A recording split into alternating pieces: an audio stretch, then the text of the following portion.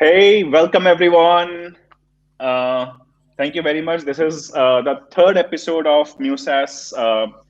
In the first episode, we spoke about how someone can start from an IT services company and build a product and become a muSaaS entrepreneur.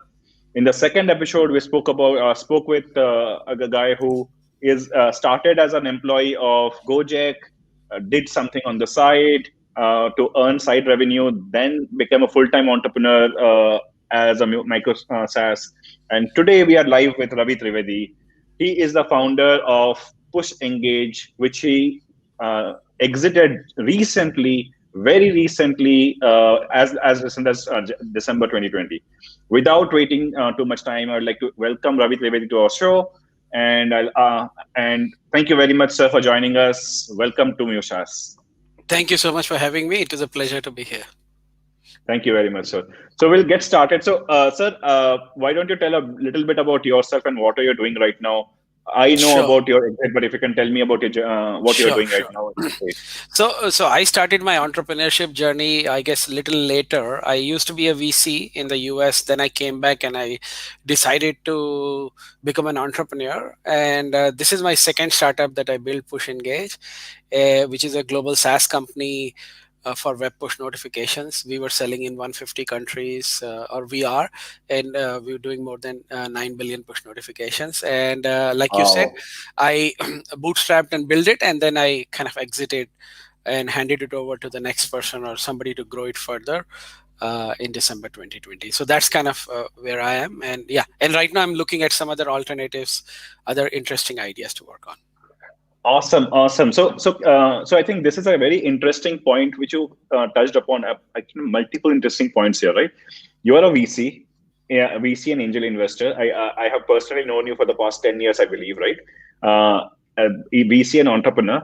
Uh, you also started your entrepreneurship journey late. So with that notion is there that if you are like 20, 25 years old and not started entrepreneurship, it's already too late. So definitely you're not going into that bracket. uh, Being a VC and entrepreneur, you did not raise money, right? You did not raise external money for your own. You bootstrapped it. Again, there is another notion in the market which says that if you're doing a startup, you have to raise money. Otherwise, it's not a startup, right? And I would like to touch upon that. I mean, the age part will keep aside. I mean, that's evident. It's like there is no age for entrepreneurship. But can you tell about your journey, like being a VC and an angel investor yourself? How did you take this path for doing a bootstrap startup or micro SaaS startup, and what inspired you, or like what was your thought process then? Sure. So I've been a big believer in Bootstrap for a couple of reasons. Number one being it makes you more resourceful, and you are more efficient with it, right? Having said that, it is incredibly hard to bootstrap. I would say it's more like a self-funding. And I was lucky enough that when I bootstrapped my first company, I was doing some consulting on the side, which is a coupon site I built. And the second company, PushEngage, when I bootstrap, I had the cash flow from Coupon Rani, or the first company that I built. So as a result, Right. it was maybe little easier, but nonetheless, it is hard.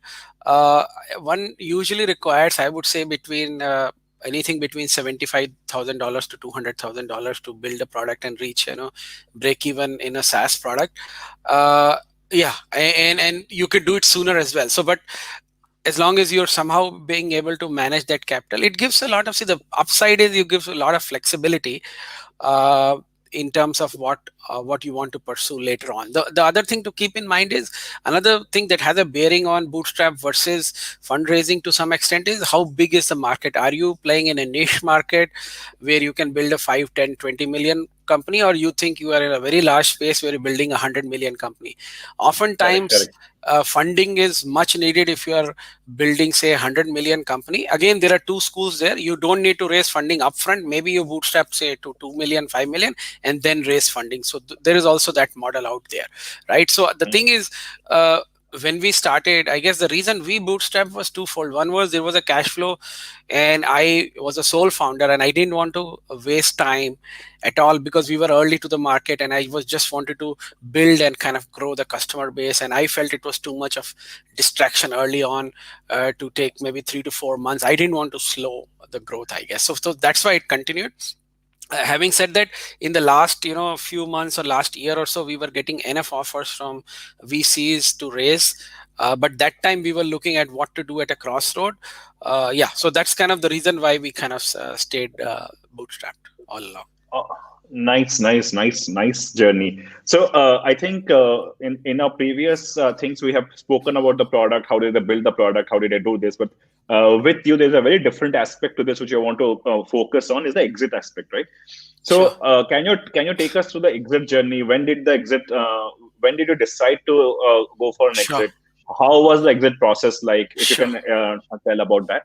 Sure. So I think the thing is, somewhere around 2019, we started getting inbound interest, or even prior to that, we were getting one or two interests, given that push notifications was a new space. We were among the early players and we were among the leading players. So they were both strategic players, financial player interested. And so I had to make a call, should we entertain it, right? So around 2019 or so, one of the things which is more personal happened was I felt while I was doing good and making an impact, I wanted to make a even bigger impact. And my desire to transition to say a social sector was huge, and so I said I want to make a transition, and I have run this for from like 2015 December. I started almost 4.5 years. So can I maybe see if there is so at that stage I said, okay, let us be open, and if we are going to be in the market, then let's kind of maximize. And so that's where it started. But then a few things happened, nothing like moved further. But in around June, July of 2020, which again was a COVID year, but we just wanted to, and I think we have written about it somewhere, is like we listed in one of the marketplace micro acquire to see the demand, and that's where the everything started. And then we were kind of, I guess, fairly quick in terms of the folks who acquired us are very entrepreneur friendly, and so the deal moved fast and quick, and the transition, etc., all happened in this duration. So the start happened in July 2020, and in few months we closed the deal, and then I came out in end of December 2020. Wow, that is like a 6 months period. You went from starting the journey of exit till coming out of the company. That's like pretty tight, pretty Right. fast. I mean, that's Yeah, so that's I would say amazing. there's probably a lot of, I mean, in hindsight, one could also say there's a luck or, several other factors. It all depends. See, if you're acquired by a Hmm. strategic player, it probably takes 2-3 years, because they want to Hmm. integrate, or so it's just I would say in hindsight, a lot of it is, luck or divine grace, whichever way you want to put it. But yeah, that also plays a big role, right? Because you may want to Absolutely. exit, but this is not like a stock market where you can go out and sell the position. Correct, So correct. small business sale is incredibly hard. So, and so a lot of things have to Interesting. align before it happens, I guess. So All the stars have to align for yes, everything to fall into place. Nice, right. nice, nice. So you mentioned about micro acquire as one of the place where you listed. Are there any other websites, any other platforms which you want to tell the viewers that what are the other places for exiting? So I think microacquire stands out because they have no fees, no brokerage, and the person Andrew, he has himself built and sold two companies. The first company he built more Wow, than nice. 10 million revenue, and he sold. You can check his so he knows its stuff, and I think he's kind of bootstrapping it himself, this business, right? So. Uh, Hmm. he doesn't charge anything from the person who's selling. So I think that's the one that stands out, and it has almost, I guess, if you look at the SaaS space, people who are buying, let's say, companies right from say $100,000 ARR to up to say 5 million ARR, they're all on the platform. There is probably a niche of maybe, I don't know, maybe 40-50 buyers. All that's all. It's that's how the Nice, nice. market is. And because he's been in the space, he knows it. They're almost there. So you can get, see, there are other platforms. There are like players like brokerage firms. There is one FEI International, there is DSC. So there's some of those as well. But what I've understood is there is handful of, I'm just saying 40-50 to be just conservative, but probably there are only 20-30 players who are looking to acquire SaaS businesses for a variety of reasons. Of course, outside this Okay. is just strategic players. That is a very different thing. This is not for a strategic player kind of a stuff. See, strategic players are people in your industry who are acquiring. That's just a very different process, I guess. So this is a Got it. mix of some strategic, but mostly financial players like a PE fund, which come and Got look it. at Got it. it. Got it. Got it. Amazing. Amazing. Starting from building a company, going from having a desire to sell to selling it in 6 months. I mean, nice tips. I think these are all available, and exits are available on muSaaS, which is like the most important takeaway. It's not like if you're a muSaaS, there is no exit available.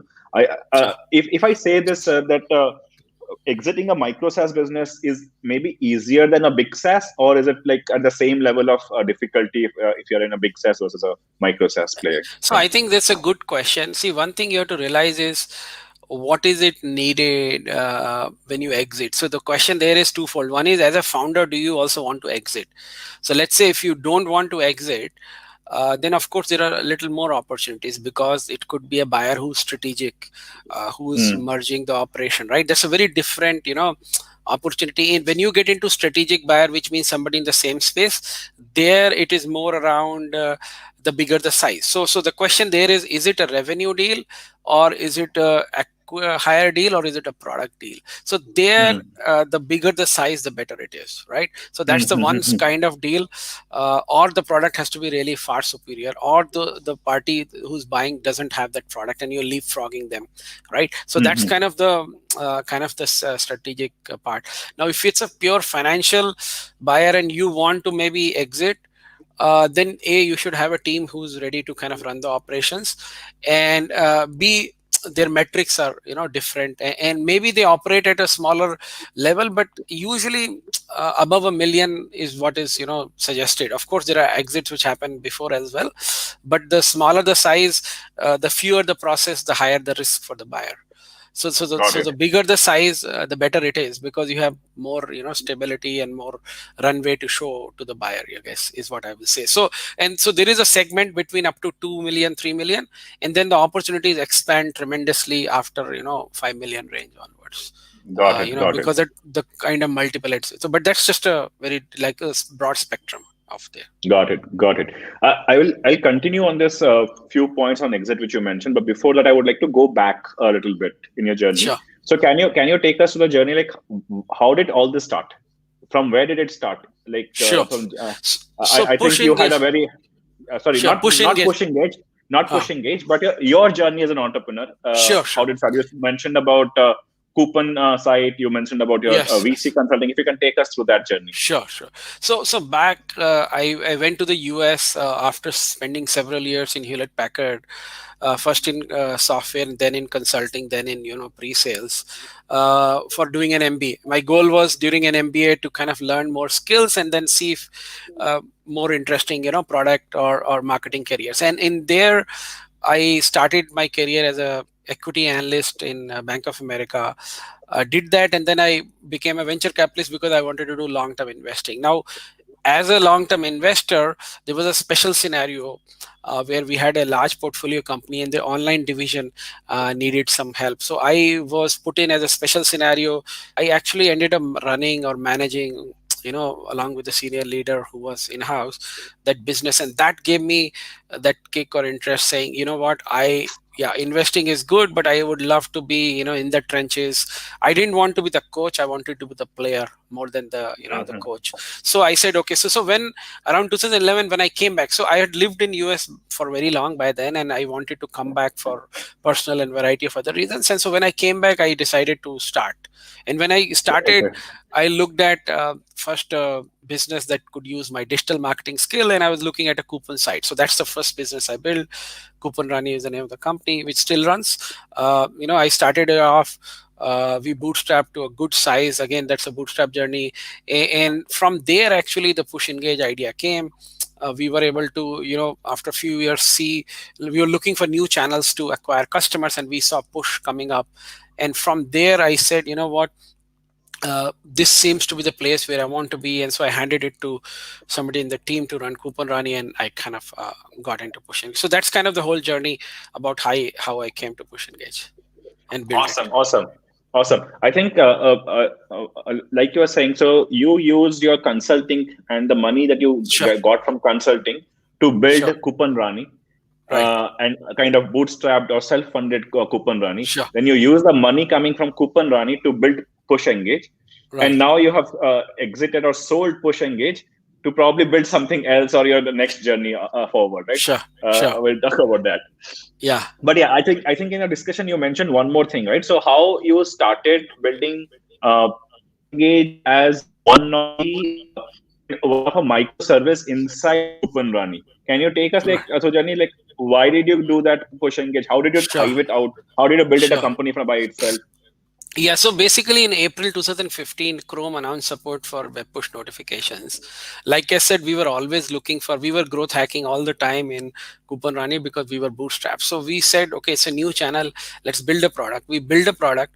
We saw tremendous ROI, and then we looked around. There were hardly any products out there.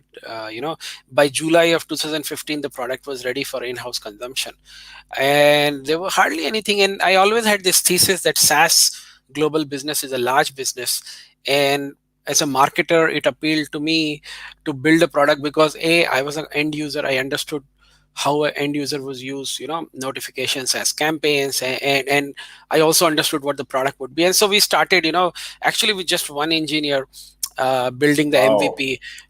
Yeah, but again, one engineer. Our engineers are like full stack and very mature. So Nice.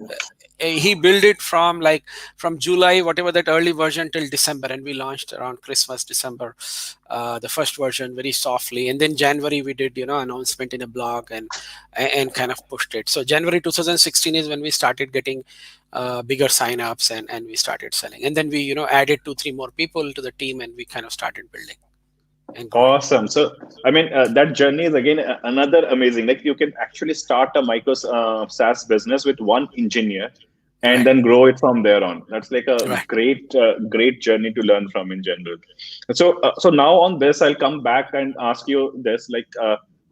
So one of the most asked questions by our audience in general, when I talk to people in most of the cases, is like, how do you get your so I mean, most of our engineers, right? So we don't know about marketing.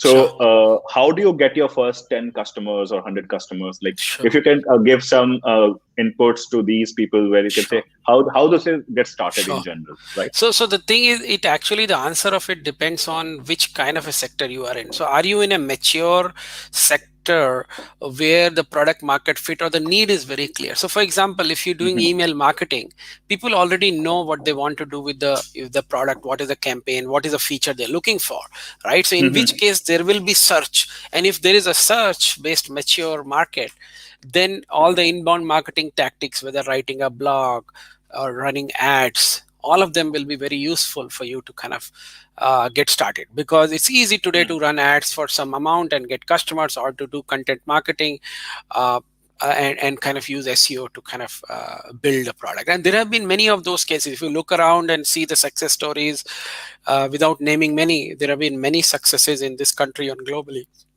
where mature market inbound marketing and people were easily able to get to 2 to 3 million just from that, right? So that's the first part. So but if it's a new space, then the approach is different. Then maybe you're leveraging your network to reach out. That's a very different ball game. But most of the SaaS products are around little more mature, like need based products, right? So you can definitely look at like what I call as inbound marketing, the spectrum of it, whatever it is.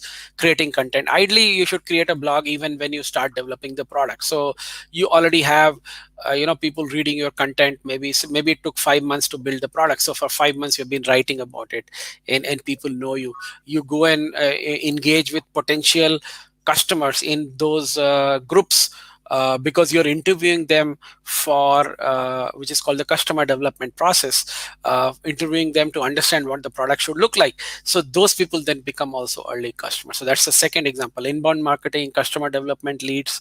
Or you could be using, like I said, ads or pre-launch campaign. I mean, those are some of the ideas I have. And then of course your network. So those are kind of the few early ones that one could use to gain the first, say 10 customers. Beyond that, of course, is a lot more process. I mean, there's a lot more to it. I mean, but I'll leave it that. I think that's just a broad spectrum I of think things one does. Yeah. I think this is great, right? So inbound marketing, using all kind of inbound stuff, which some of them that you mentioned are a great start point for a entrepreneur to start off, and then probably they Right. can build more on the top of that, right? Right. That's a great input. At this stage, I would say anyone, so people who are listening to us on live, on YouTube live or on Facebook live, if you have any question, feel free to ask a question. We'll showcase it on this thing and get the answer from Ravi sir immediately. Sure.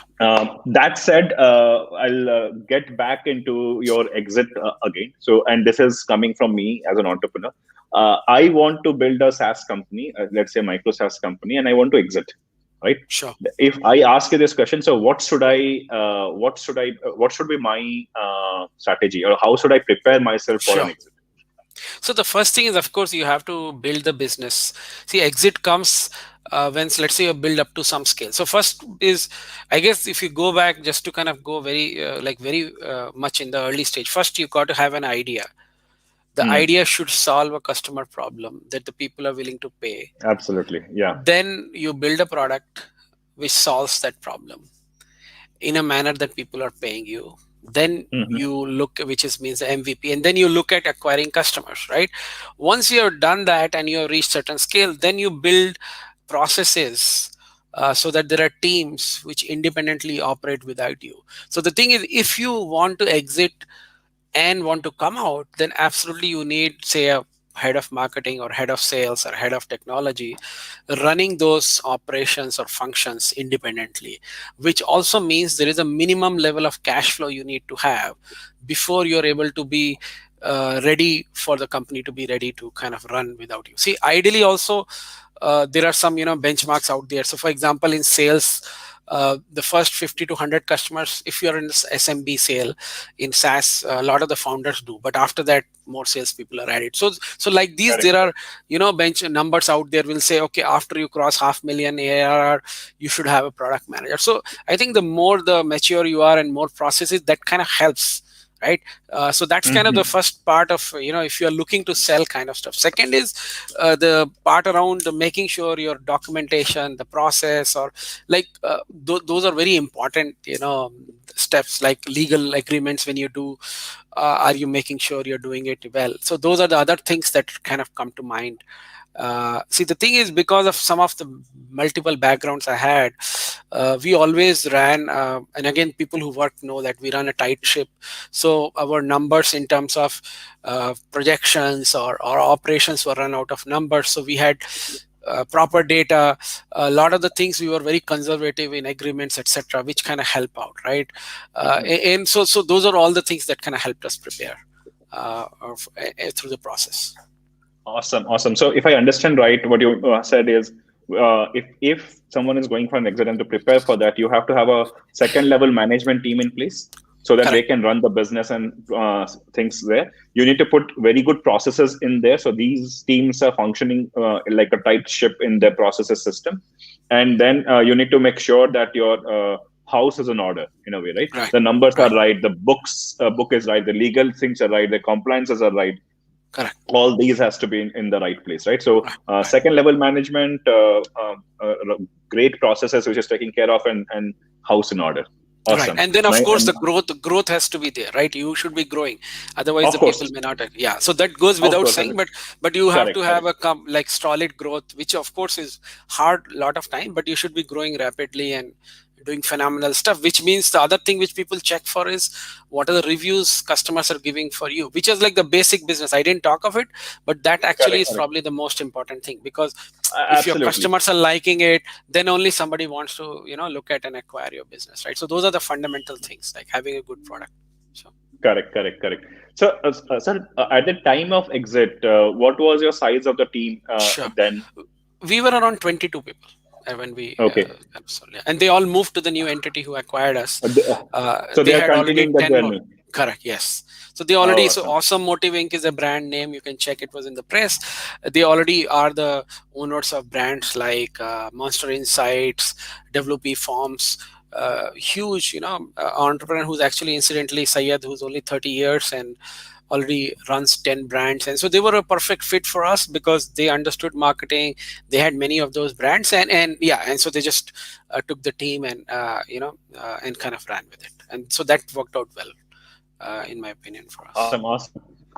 Awesome. So I know this will be a little question. If you can't answer that, you may not. But Sure, is there sure. a range in which you can give? Like, at what range did you exit Sure. No, so your I say company? that is something that we usually don't talk about. We have not talked about it and will not be able to. But if Okay, you no go problem. research, yeah. So I think if you research, if you somebody's already on the call and who already has a SaaS company, because some people call me. So you can check what is the market multiples. So you can look at multiples that are available. So if you just Google what are the multiples of Ah, revenue and all that, so you'll get a sense. Let's say the more interesting answer is for the person himself, not from me, right? What I did, right? They will be like, okay, I have a company which is doing 500,000 correct, correct, ARR. correct. How much can I Mm-hmm. sell for? So you can go and see what are the multiples. Are they 3x of revenue, 4x, or 2x? So you will find those, right? So those are, So, there are industry data out there which kind of gives, awesome, and awesome, it's also not only a multiple of revenue, but it's often a multiple of EBITDA. So the EBITDA I see. multiple that works in the industry is anything between 3x to 7x, you know. Nice, nice, So nice. that's I the think number you can, correct, you can look this at is a this. great number, right? Sure. This is a great Yeah, number yeah, to look at. correct. 3x to 7x of EBITDA is possible, Yes, right? that's correct. 3x That's to correct. 7x of EBITDA is possible, and we should be able to kind of focus on this 3x. Right. Expect this can go ahead from Correct. there on. Correct. Great, Correct. great, great, great, great. I think we had a lot of this thing on your journey. So now I'll ask you, what's next, sir? Sure. So I think, like I said, one of the reason I came out was to give back and do more for the country. So my goal is to Mm-hmm. transition to social sector, and I've been looking at a variety of options and problems that I can, where I think the skills that I have and the time I spend and the resources make the most impact, right? So whether it is in solving the livelihood or the mass entrepreneurship problem or the malnutrition problems, these are some of the areas which are close to my heart, and I've been working either through NGO or otherwise. And so I'm exploring which is that that can help, or the third one is a mindset shift. Like, how do you get the youth to have a different mindset towards Mm-hmm. life, so there is less of the mental health issue and some of the challenges there. So I think those are the 2 3 areas I'm looking at, but eventually I do want to move into, in, and so right now it's kind of a sabbatical I'm doing. Hopefully, in next few months I'll be out of it, and kind of start joining or building something. So Awesome, awesome. So I think this is great. I think there are a lot of great entrepreneurs who have taken up into the social space, right. and great to see you, sir, going for the bigger cause of things. Sure. I'm all for that. So people who are looking for, let's say, looking at, okay, how can they contribute on the social space side, right? Would you Right. recommend? Can you recommend some of the people that you kind of would recommend for people to read about, Sure. follow, and so how so I can they make think, an impact on the social space? correct. So I think there are 2 3 things. See, first is, if you want to make an impact in the social space, first find a cause that appeals you, whether it is malnutrition or education. Then there are enough NGOs where you can just go and volunteer. That's as simple as Okay. that. Or you can support them. Fund is always easy, but the interesting part is not the funds. Funds is like gives you joy for maybe 10 minutes. So you paid and they gave certificate. But you go and help them. See, the other thing is, a lot of the NGOs have very a few processes and technology. So let's say you're a technology guy, you can help them build, and even large NGOs don't have. You'll be surprised, right? So that's the state it is. Mm-hmm. Most NGOs are still founder led in India. There's hardly any second level management, right? So there is Okay. so much that you can do, whether it is CRM system. I mean, it depends on what you know. So that's the first way you can engage as an individual if you want to, right? In terms Mm. of the people I have been kind of looking at, and kind of, it's been people who have made similar journey, who were either entrepreneurs or were in the business. So there are few names which come, which I can definitely share, like Mekin Maheshwari, who was CTO at Flipkart, now runs Udyam and also co-founder at Game, or Atul Satija, who was in InMobi, and then runs Nudge Foundation. Again, both of them 5 years in this social sector, or for example, some other people. And then, and there is a ton of other folks who are doing very good fundamental work, a lot of NGOs that inspire you. So I think if you have a passion, anybody has a passion, just look for there. See, there's never enough dearth where you can help. See, that's the beauty of being in India. There are enough problems that you can solve. So just pick any that you want. Absolutely, absolutely. So Absolutely, absolutely. So before we go, sir, I think my last question here before we finish this, I think in our one of our discussion offline when we're having, so you said like micro SaaS is probably having a higher success percentage than Sure. a big SaaS in general, right? Sure. Can you tell about that? What you mean by that, Sure. and can you elaborate a little bit? So I think the idea is the same between the bootstrap versus a fundraise versus building, say, a 5 million versus 100 million. So it's obvious that the chance of building a 2 to 5 million business is much higher. And the whole idea, and if you just say microsas starts at 500,000, then of course the chance is higher. So the point is, let's say you start and there is, let's say, 95% failure rate of building, say, I don't know, $10 million, or say $50 million business, 98% failure rate or 2% success rate. All of a Hmm. sudden, when you pull the number to say, I want to only build $1 million business, that success rate will become 20-25%. So that's the, I mean, that's just again my hunch, but the point is, it's much easier to build a smaller product in a niche to some extent, right? Of course, how you build and what you sell is a different thing, but I think the other lesson for me has been, there are two plays that, or many plays you can do, but two clear plays. One is go over the very large market and raise VC funding, and then focus on a very large exit. The other plays bootstrap, multi-million dollar play, maybe potentially $10 million also you can reach, and then you exit. So and maybe you just raise a angel round or a very small round. So I think that's the second play which we are seeing a lot more emerging. With, there is another word they use called value SaaS, where your pricing is on value basis, which means your cash flows are coming from customers. So I think that is what I think we are seeing an emergence of. And the thing is, with India's cost structure, especially for inside sales and other, it is very much possible that you can very easily hit break even. I won't say very easy, quickly hit break even. And so I envision in future there will be several SaaS companies, as we see there are many coming up, but there will be several which will be built, which will probably be, anything between 1 million to 5 million or range, and there'll be thousands of those that can come out of, and that's, I mean, if you look at the stats that has happened, right, there are stats out there which over Mhm. time show how this segment has grown.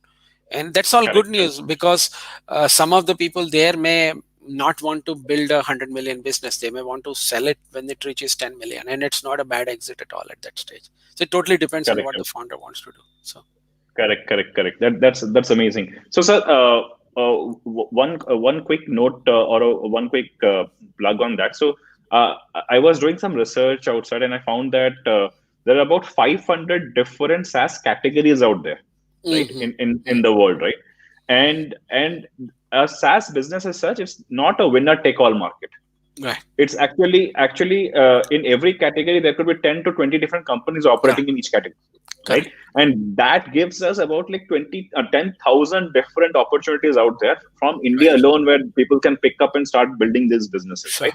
Sure. And by the time they start, there'll be more categories coming up, more new things coming up. And I mean, this is an amazing opportunity for entrepreneurs in general to start Right. building something at the ground level. Right. And if it starts growing, like you said, the playbook is like grow up to 1 million, 2 million in a self-funded bootstrap kind of a way. From there, it becomes, if you are saying that it can go for a big SaaS journey, you can transition to a big SaaS and move towards a big SaaS. Or as a founder, if you're interested in staying small or exiting, and say, okay, I don't want to take the headache of building $100 million company. I'm happy with this. I will exit and maybe build something else after that. That's Sure. also a possibility, Correct. right? Correct. So Yeah. there are like so many different possibilities and a lot of opportunities available outside. Right. Right. That's correct.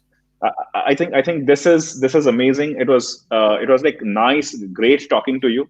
And I think I don't see any questions coming from the audience anymore. I think if that's not the case, then I will call this the last question. Sure. Amazing. I like again. Thank you very much for joining us. It's a pleasure knowing about microsas. There is a how to exit, and I think there are a lot of takeaways that I have from this talk today. Right. So I have noted down a few here, but I think I would put few insights here. Like for example, you being a VC and an investor yourself are favoring you do favor bootstrap and self-funded startup, which is like that is a viable route, so people should not ignore that. That's definitely there. A solo founder and age is not a barrier to start a company in micro-SaaS, especially, right? You have been a great example for this. Exits in micro-SaaS are available, and the exit process, if everything's, I mean, if you're building the basics right, I think exits are available and it can get done as few as 6 months process. And I think fundraising also takes longer at times than the exit which you had. It could be one in a, I mean, lucky thing, stars aligned, but then it's still possible, right? It happened already. Like we see that, right? More importantly, if you're looking for an exit, you need to focus on three things. Second level management has to be in place. Processes and things has to be defined very well, and the house has to be in order. The numbers, the books, the legal compliance, everything has to be in order, right? And I can keep on talking about all the outputs or the all the things that I took out, but I think there are many more which is available outside as well. Sure. Thank you very much, sir, for joining us. Yes, Thanks. please. And by the way, I see some questions which Sunny has raised, right? Sunny, you want me to take those questions? Yeah. So I think, Yes. Sunny, there are three questions. One question is, what are the characteristics of an entrepreneur-friendly exit regarding exit? So I think the entrepreneur-friendly exit could be something which has a larger cash component, or where the uncertainty is less, is an example of it, right?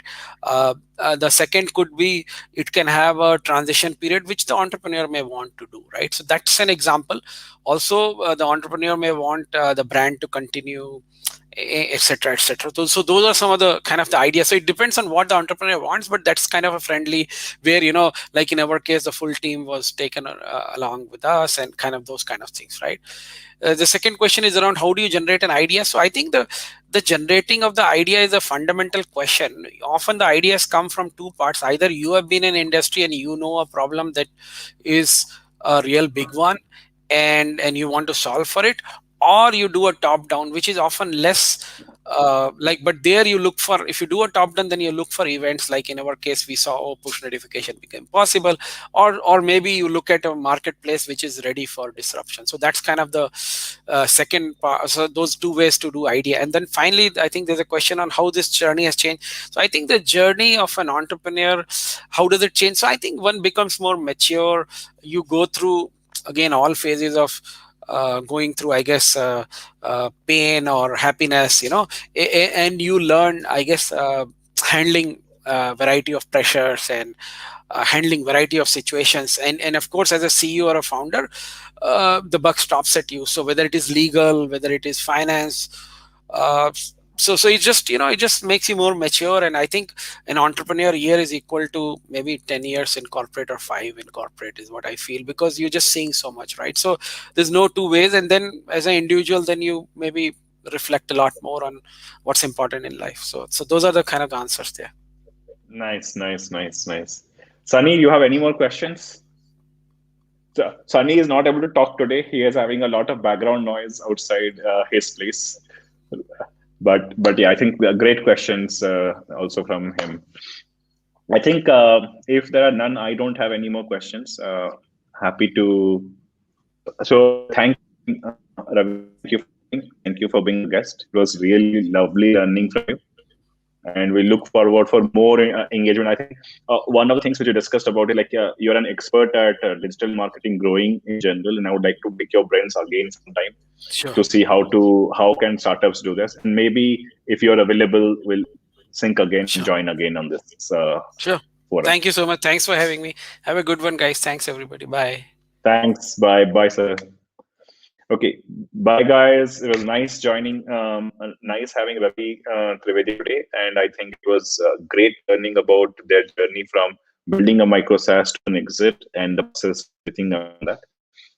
Stay in touch again for the next week. We'll be having another interesting guest talking about another different aspect of micro SaaS. We have already covered three different aspects in the first three episodes. One being IT services to product. The second one being an employee indie hacking on the side, to earning enough revenue to leave the job, to becoming a micro SaaS entrepreneur, and now here exiting like building a Microsoft's company to exit. the three journey, right? And there'll be a more aspects of micro SaaS we'll be talking about in the future journey. Look forward to talking to you and presenting them. Thank you very much for joining. Bye bye. Bye bye. आवाज आई क्या? Bye bye. Okay, बहुत background noise था. Bye bye. See you in the next episode without background noise. Okay.